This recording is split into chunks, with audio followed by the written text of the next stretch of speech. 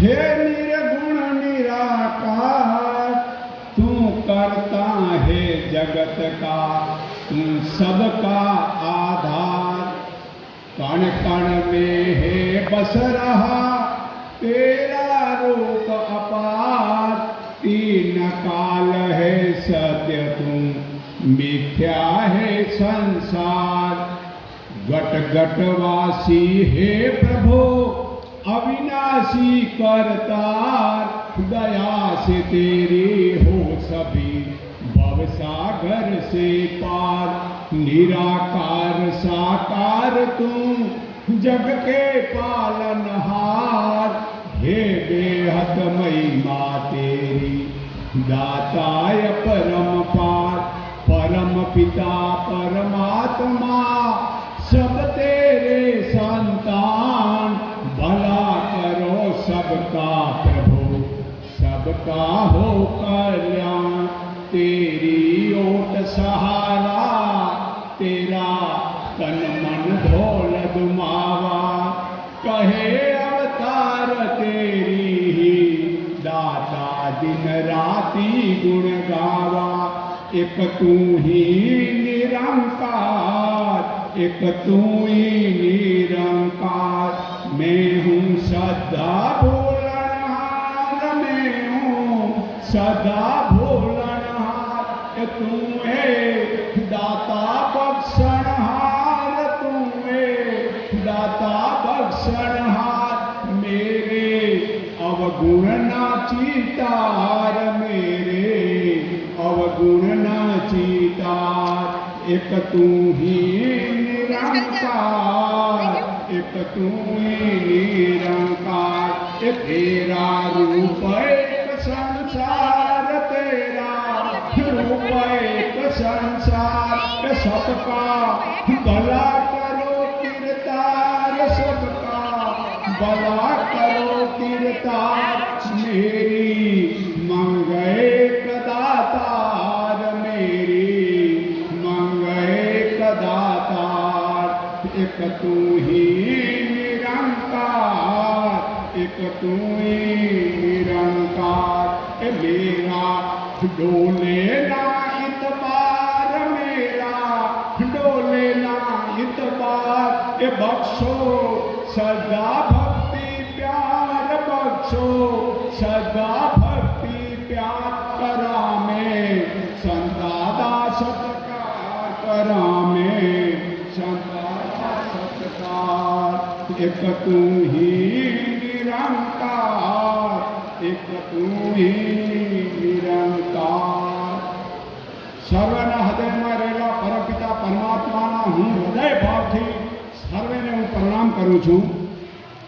એકને ઓળખો, એકને માનો, એક સંઠી થાઓ, આ જ મારો મકસદ છે.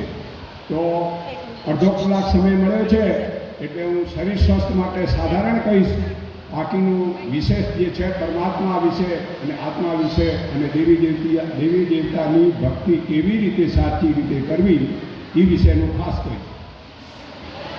તો સાંભળો, ગીતાજીના 9મા અધ્યાયના 26મા શ્લોકમાં કહેવામાં આવ્યું કે પત્રમ પુષ્પમ ફલમ તોયમ, એટલે પાંદડું, ફૂલ, ફળ અને જળ. હે અર્જુન, તું મને આ આપ તો હું આ શરીરની અંદરમાં સ્વીકારું છું.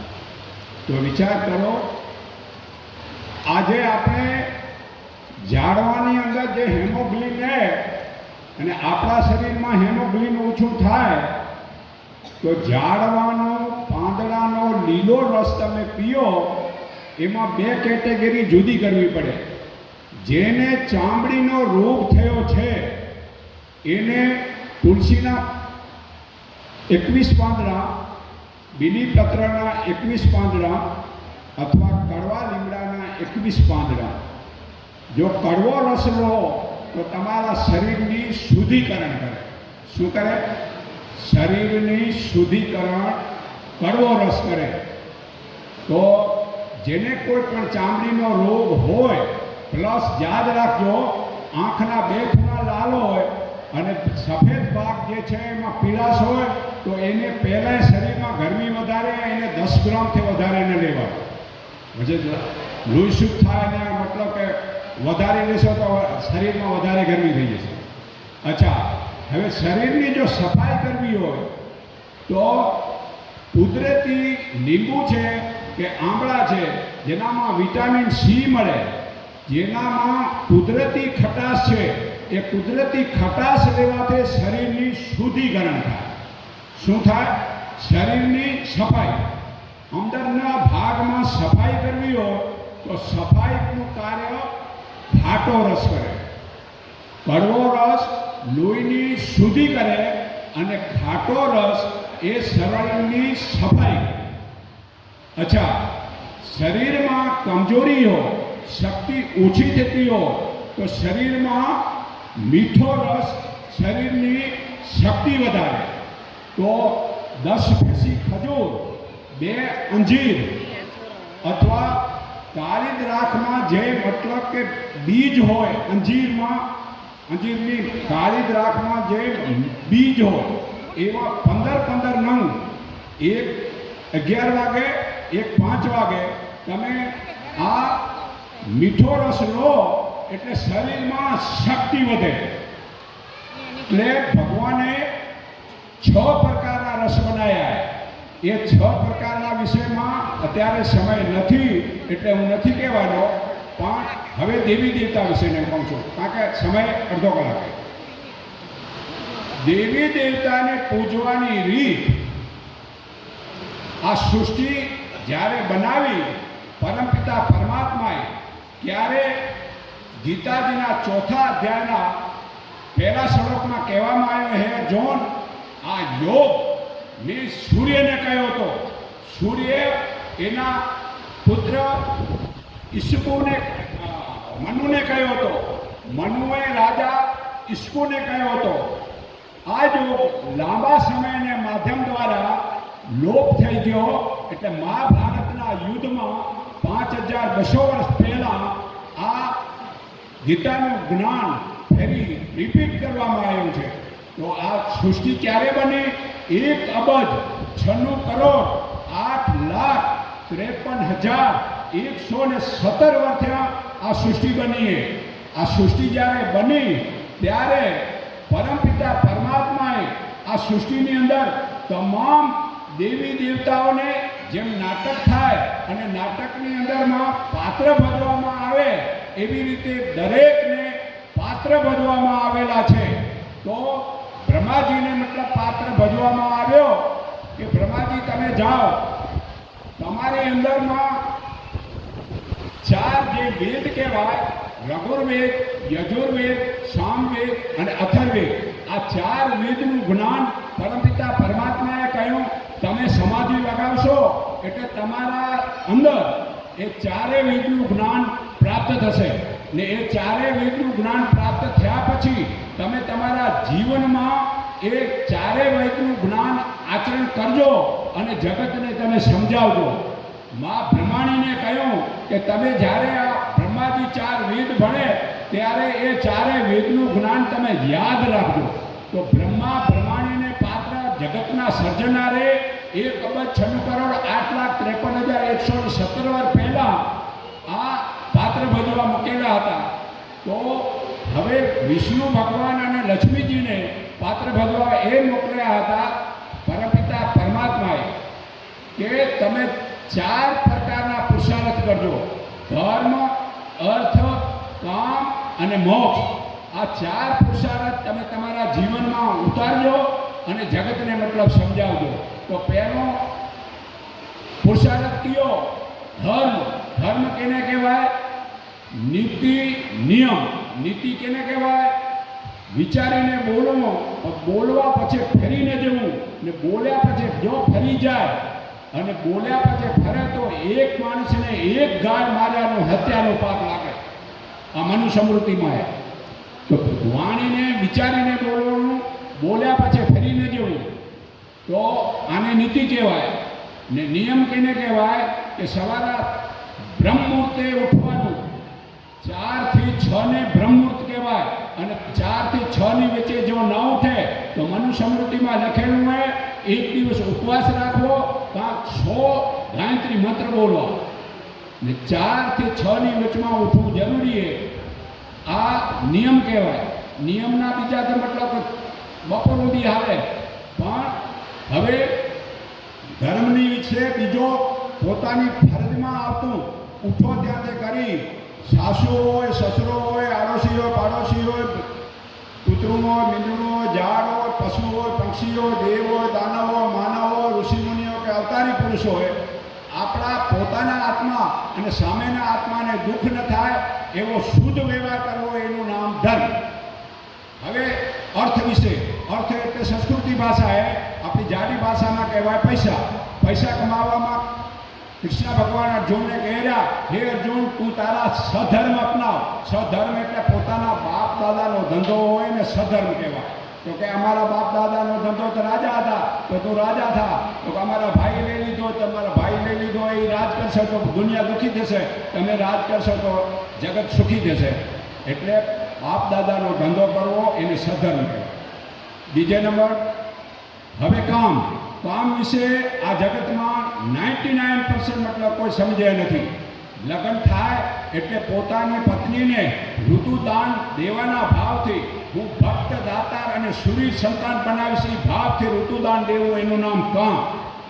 એના સિવાયનો જે મતલબ કે ઋતુદાન દે અને પછી સંતાનમાં મતલબ કે જે છે ને ભાવ ન હોય, વિવેક ન હોય, ભક્તપણું ન હોય, દાતારીપણું ન હોય, અને પછી રાવ બીજાને ખાય કે અમારો છોકરો કયો નથી કરતો, તમે બનાવ્યા તે વખતે જ મતલબ કે જે છે ને ઋતુદાન આ ભાવથી નથી દીધું, આ કામ.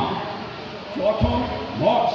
મોક્ષ જગતમાં યાદ રાખજો, ચાહે બ્રહ્મા હોય, વિષ્ણુ હોય કે શિવ હોય, શંકર કહેવાય, શિવ બીજા કહેવાય, એ કોઈ પણ જેનો શરીર હોય એ મોક્ષ ન આપે.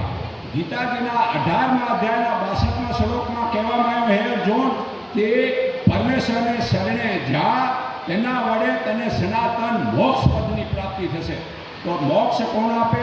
પરમપિતા પરમાત્મા. હવે લક્ષ્મી વિશે હું તમને કહું છું. લક્ષ્મીજીને જો તમે મતલબ કે જો પૂજવા હોય, માનવા હોય, તો જગતના સર્જનારે એને કેવો પાત્ર ભજવ્યો કે પૂરેપૂરો સાડીનો ડ્રેસ રાખવો, અને જ્યાં જરૂરી છે ત્યાં લોભ ન કરવો, અને નથી જરૂરી ત્યાં ખોટી રીતે ફટાકડા ફોડવા, કે નથી જરૂરી ત્યાં પૈસો ન વાપરવો, તો તમે લક્ષ્મીજીને માનો રહ્યા. આ જગતના સર્જનારે પરમપિતા પરમાત્માએ આ લક્ષ્મીજીને એ પાત્ર ભજવા મૂક્યો હતો. હવે તમે શંકર ભગવાન અને પાર્વતી વિશેનું હું સમજાવું છું. શંકર ભગવાન અને પાર્વતીને જો તમે પૂજવા હો, માનવા હોય, તો જગતના સર્જનારે એને શું પાત્ર ભજવા મૂક્યું કે સંતોષ અને સમાધિ. સંતોષ ને સમાધિ લાગી જાય, અને જે સંતોષ ને સમાધિ લાગી જાય તે પરમપિતા પરમાત્મા એની અંદરમાં જ્ઞાન મૂકી દે, અને એ જ્ઞાન મુખરૂપી સત્સંગમાંથી નીકળે. એ સત્ય જ્ઞાનને જે મનુષ્ય જાણે એ 100% મુક્તિ થાય. બાકી ગંગા, જમુના કે ગમે તે નદી હોય, મારા ભાઈઓ વીરા, એમાં નાવા જવાથી મુક્તિ ન થાય.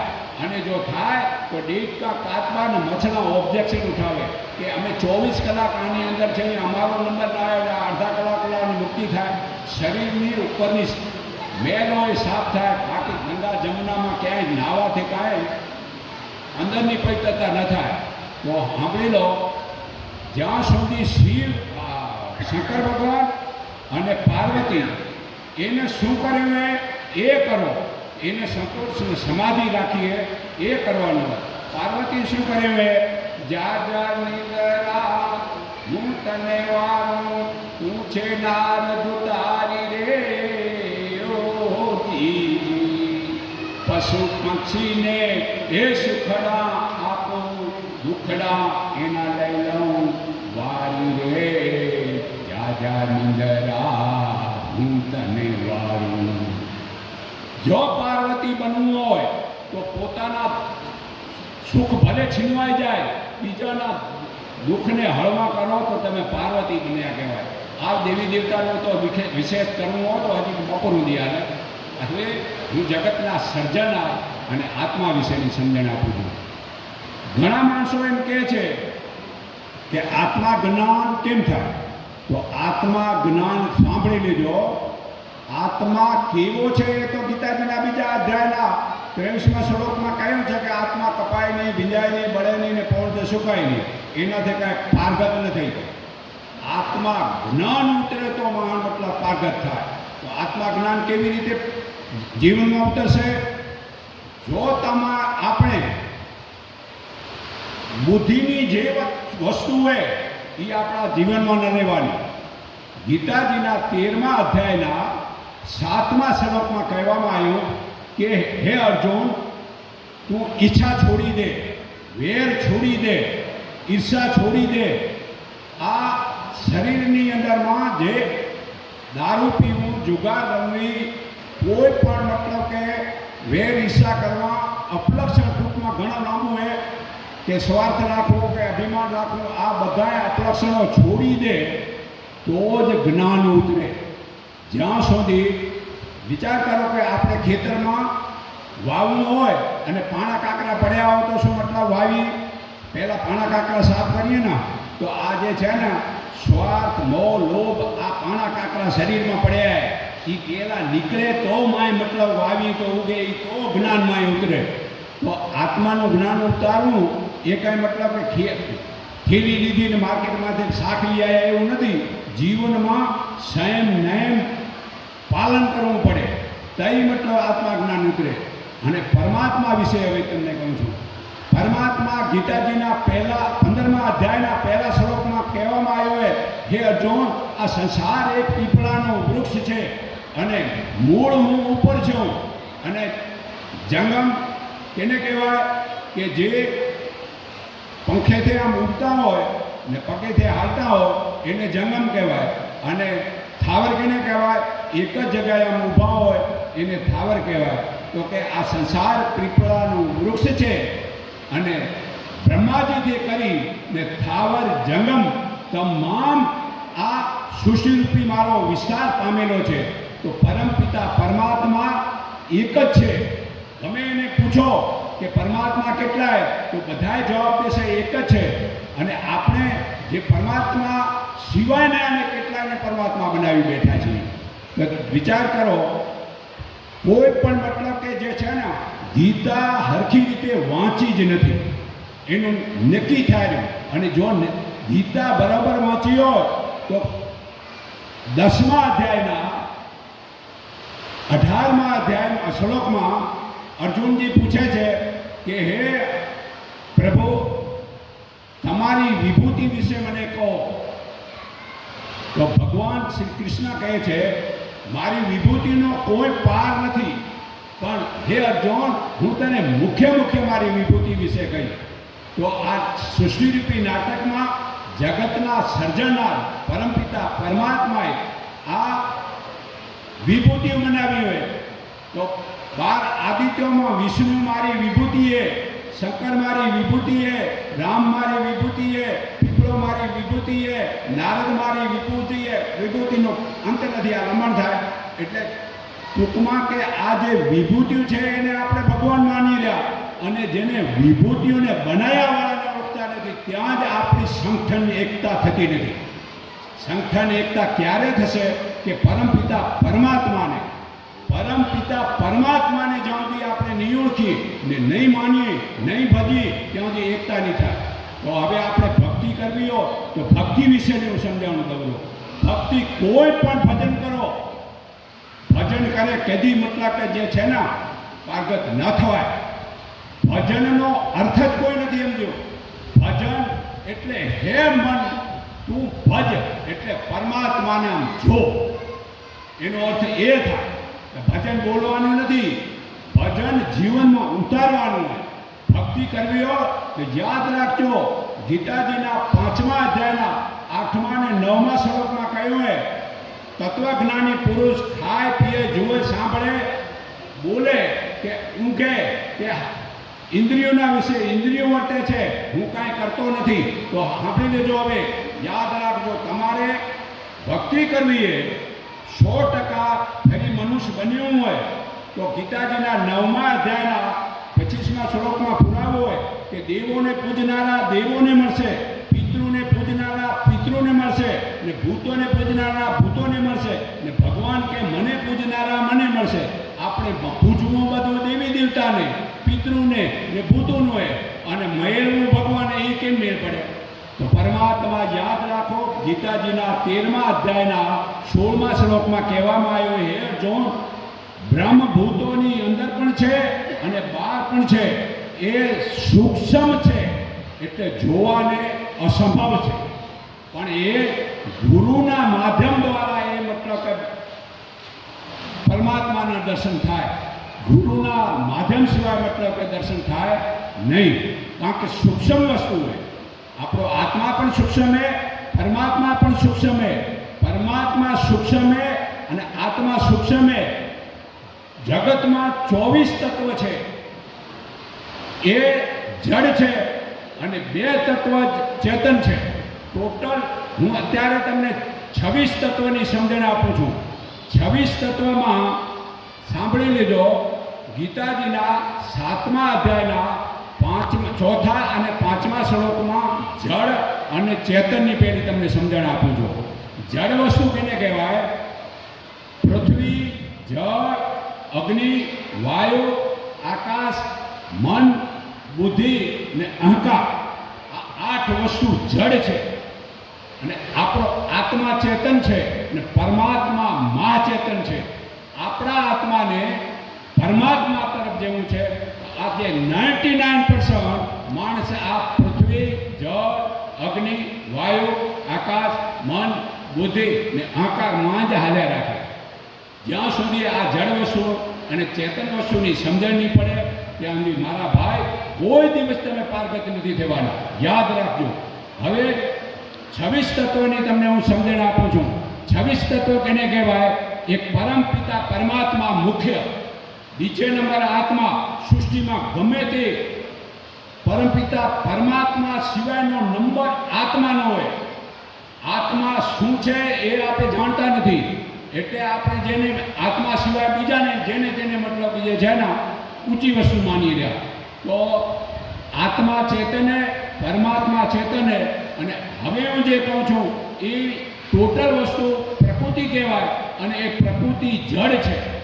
હવે એ યાદ રાખજો, પ્રકૃતિની મુખ્ય શરીર, બીજા નંબર બુદ્ધિ, ત્રીજે નંબર અહંકાર, ચોથે નંબર મન ને 5 જ્ઞાનેન્દ્રિય, 5 કર્મેન્દ્રિય, આ 10 ઇન્દ્રિયો ને પ્લસ 4 આગળના એ મલાવી અને ટોટલ એ થયા 14. અને 5 માત્રા, શબ્દ, સ્પર્શ, રૂપ, રસ અને ગંધ. અને 5 મહાભૂત, પૃથ્વી, જળ, અગ્નિ, વાયુ ને આકાશ. આ 24 તત્વ જે છે એ ભીરા ભાઈઓ જડ વસ્તુએ. અને આ 24 તત્વોના માધ્યમ દ્વારા પરમપિતા પરમાત્માએ આ સૃષ્ટિના વિકાસ માટે પોતાની ફરજમાં આવતું કર્મ કરવા માટે આ ઉપયોગી કરવાના છે. આમાં ભક્તિમાં ના આવે કામ. ભક્તિમાં તમારા શરીરમાં શોધવાનું હોય. તો હવે એ સાંભળજો, આપણા શરીરની અંદરમાં આ ડાબી બાજુ ઈંગલા કહેવાય, જમણી બાજુ પિંગલા કહેવાય. તમે અહીંયા કને સૂચ દબાવો આ બાજુ એટલે ભગવાને અહીંયા સૂચી દીધેલું હોય.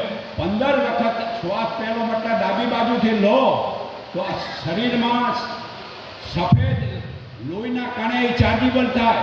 અને પછી જમણી બાજુથી તમે શ્વાસ લો એટલે લોહીમાં લાલ કણે ચાર્જેબલ થાય. એમ 15 વખત તમે લો એટલે નાકની અંદરમાં શ્વાસ બંને નાકમાં એક સરખો આવે અને શ્રી અઢી આંગળ આવીને આમ ફૂલો થઈ જાય. એને સૂક્ષ્મણા નાડી ખોડી કહેવાય. અને ઈંગલા ને પિંગલા ને સૂક્ષ્મણા આ ત્રિવેણીમાં નાવાનું છે. ત્રિવેણી સંગમ આપણા શરીરમાં હે અને આ ત્રિવેણી સંગમમાં નાય. આમ બે બાજુ મતલબ સૂચ દબાવીને આ સૂક્ષ્મના નાડી ખોલે એમાં 100% ભક્તિ થાય. સૂક્ષ્મ નાડી જ્યારે ખોલે ત્યારે ભક્તિ થાય, એના સિવાય બધું કાંઈ ન થાય. અને જો સૂક્ષ્મ નાડી ખોલી હોય, આમ નાક જુઓ અને બહારે જો જાઓ તો કાં તમારું કોઈ અપમાન કરે, મોત થાય કે કાંઈ એક્સિડન્ટ થાય ત્યારે ઘરમાં રહેવાય, જવાય નહીં. આવી કોઈની સમજણ નથી કે આ સરોદો જ્ઞાન પાર્વતીને શંકર ભગવાને મતલબ કે આપેલું હોય તો એ આપણે સાવ મતલબ લોપ થઈ ગયું હોય. તો સાંભળો, જે આ સૂક્ષ્મના ખોલે ત્યારે ભક્તિ થાય. આ આપણી દિવ્ય દ્રષ્ટિ કહેવાય અને સુરતા કહેવાય. આની વૃત્તિ આમ ચારો તરફ દોડેલી, એ ચારે તરફથી વાળી અને આ સુરતાને અહીંયા સ્થિર કરો. અને આ આંખની દ્રષ્ટિ નાકમાં ચાલતા શ્વાસ ઉપર મતલબ રાખો. શ્વાસની માળા ફેરવી. આ મંડી ગયા મણકાવાળી માળા ફેરવી. શ્વાસની માળા ફેરવી. શ્વાસની માળા ફેરવી એ ગીતાજીના 5મા અધ્યાયના 27 અને 28મા શ્લોકમાં વાંચી લેજો. શ્વાસની માળા ફેરવી. આ માળા ફેરવામાં 72 કલાક રોજ, 1 કલાક સાંજે ને 1 કલાક સવારે જો તમે કરશો તો તમારા શરીરની અંદરમાં 24 કરોડ અણુપિંડ જે નાના શરીરે એની શુદ્ધિકરણ થશે. અને એ 24 કરોડ નાના અણુપિંડની શુદ્ધિ થશે. પછી તમારા શરીરમાંથી છિદ્ર, આ જે વાળ છે એને અડીને છિદ્ર એ પણ 24 કરોડ. ને એ 24 કરોડ છિદ્રમાંથી ઓજસ કહો કે આભામંડળ કહો કે ઓરા કહો કે તરંગો કહો કે વિચાર કહો, એ બહાર નીકળશે. એને એ બહાર નીકળશે તો આ તમારા શરીરની અંદરમાં સૂક્ષ્મ શરીર આભામંડળ, જેને ઓરા કહેવાય, એ કવચ બનશે. જે એ કવચ બનશે તો બહારની મેલી વિધા, ગ્રહોની નડતર, કોઈ બી મૂકચૂટ નાખે એ એની અંદર નહીં પડે. પણ આ તમારે કવચ જાતે કરવું પડશે. કે આ કેના વડે બનશે? જો તમે મંત્ર બોલશો, રૂપ જોશો, તો તમારા શરીરની અંદરમાં રૂપના તરંગો બનશે. જો તમે મંત્ર બોલશો તો મંત્રના તરંગો બોલશે. 5 જ્ઞાનેન્દ્રિયો, 5 કર્મેન્દ્રિયો, મન, બુદ્ધિ ને ચિત્ત, આ જડ વસ્તુ હે. આત્મા ચેતન હે. આત્મા ચેતનના તરંગા બહાર પાડવા. આ આત્માની મૂડી પેદા કરવાની. અને આ મૂડી ઋષિ મુનિઓ, અવતારી પુરુષો પેદા કરી આકાશમાં જમા કરી ગયા. કે અત્યારે પણ એ આપણે મેળવીને આનંદ મેળવી રહ્યા. ભાઈ કહેજો, અડધો કલાક થઈ ગયો. એની ખબર નહીં પડે ભાઈ.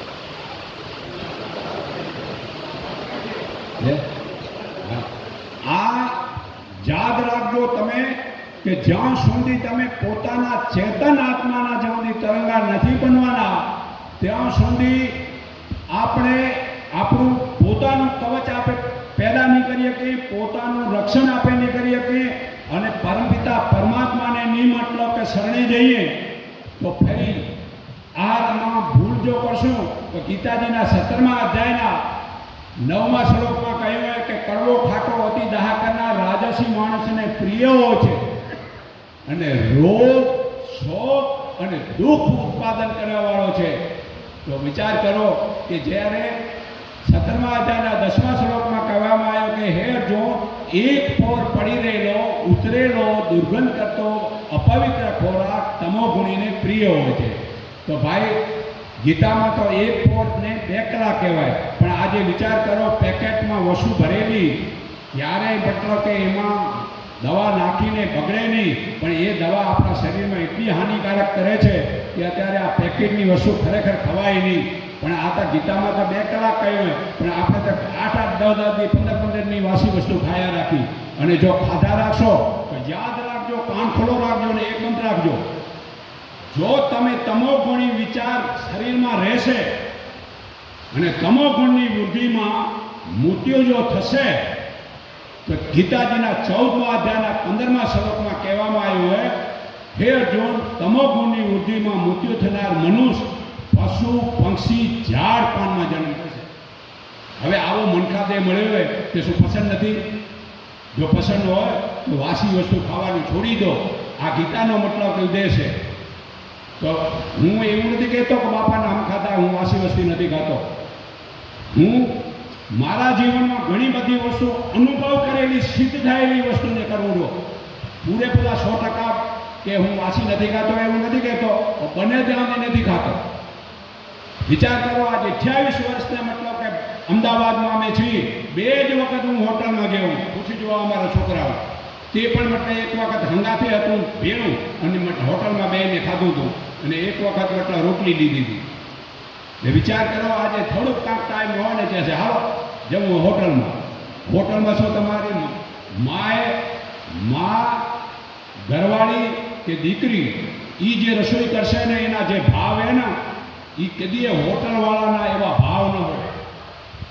તો વિચાર કરો, આહાર જેવું અન્ન તેવું મન બને, મન તેવી શ્રદ્ધા બને ને શ્રદ્ધા તેવું જ્ઞાન થાય. તો આવો મનખાદે મળ્યો હોય અને જો જ્ઞાન પ્રાપ્ત ન કર્યું તો કશું નથી કર્યું. ગમે એટલી તમે ભણતર ભણ્યા હો, ગમે એટલા પૈસા ભેગા કર્યા હો, કાચી મિનિટે મતલબ કે જે છે ને મૃત્યુ પછી એ કામ નહીં આવે. અને હું આજે કહું છું, આ આભા મંડળ કે